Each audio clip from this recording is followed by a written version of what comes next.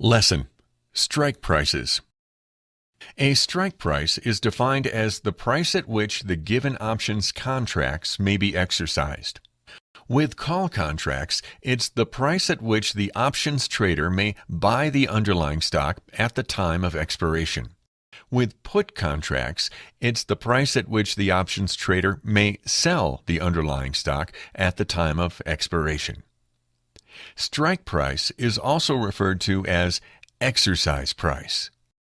Why are options prices different for different strike prices? Call option contract prices have an inverse correlation to the strike price. Therefore, call contract prices increase in price as you decrease in strike price. Put option contract prices have a direct correlation with the strike price. Therefore, put contract prices increase in price as you increase in strike price. In both cases, the increase or decrease in price is due to the two main things: the option contract's 1.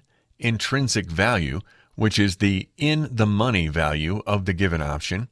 So if you were to buy a call contract where the underlying stock is trading at $100 and you choose a strike price of $90, then the intrinsic value of your call options would be $10.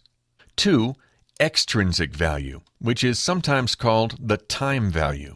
The further out the expiration date of the given options contract, the greater the extrinsic value will be. The option contract cost, or option premium, is equal to the intrinsic value plus the extrinsic value. What strike price should I choose? This is mostly dependent upon your specific trade strategy. The safer, less risk, less reward strategy is to choose a strike price that is more in the money, and the more aggressive strategy, more risk, more reward, is to choose a strike price more out of the money. And here's a quick refresher on what in the money means. For calls, underlying stock's price is greater than or equal to strike price. For puts, underlying stock's price is less than or equal to strike price. And here's a quick refresher on what out of the money means.